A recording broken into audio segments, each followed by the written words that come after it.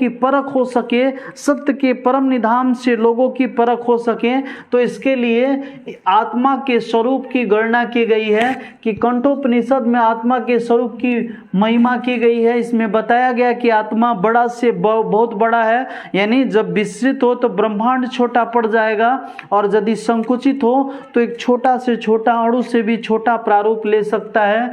जो इसके रहस्य को समझ जाता है, सत्य के अन्वेषण करता है और शोक रहित हो जाता है, दुख रहित हो जाता है, तो ये हो जाता है इस चैप्टर का ये क्वेश्चन।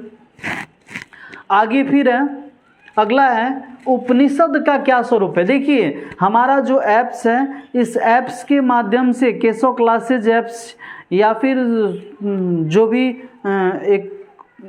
एक चौकस ऐप है, उसके माध्यम से आप इस चैप्टर से जुड़िएगा तो उसमें पीडीएफ भी मिल जाएगा, सारा एकदम आसानी से क्लियर होते जाएगा। और उससे जुड़ने से आपको ये फायदा होगा कि सारा चैप्टर, सारा विषय आसानी से इसी प्रकार एकदम क्लियर होगा, ताकि आपको किसी प्रकार का दिक्कत न हो सके। उपनिषद का क्या स्वरूप है। देखिए उपनिषद का स्वरूप क्या होता है। उपनिषद वही चीज हो गया कि प्रस्तुत पाठ्य पुस्तक संस्कृत साहित्य प्यूसम भाग 2 के मंगलम शीर्षक में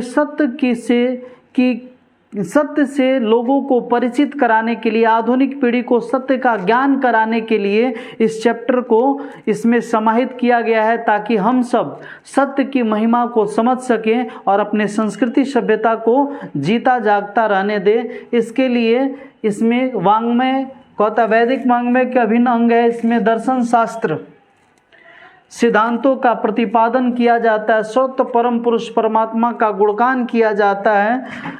परमात्मा के द्वारा ही यह संसार व्याप्त और अनुशासित है। सत्य की पराकाष्ठा ही ईश्वर का मूर्त रूप है। ईश्वर ही सभी तपस्याओं का परम लक्ष्य होते हैं। सत्य का धाम परम निधान तक ही होता है, जिससे लोग वीत शोक रहित हो जाते हैं। और इस प्रकार से अगला है, धर्मवान की प्राप्ति के लिए कैसी कामना की गई है। तो देखिए सांसारिक जीवन ईर्ष्या, मद मीन्स घमंड, मत्सर, परिग्रह, दूसरे का सामान लेना आदि से परिपूर्ण है।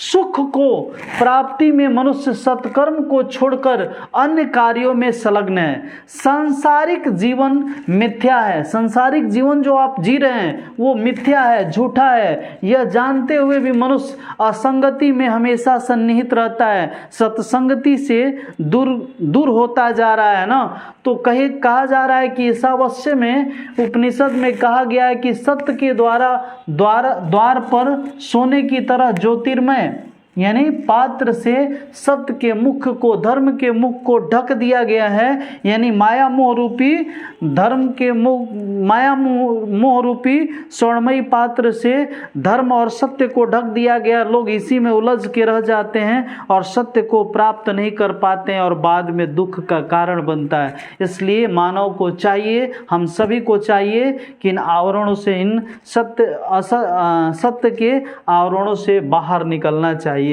आगे है मंगलम पाठ की विशेषताओं का वर्णन करें।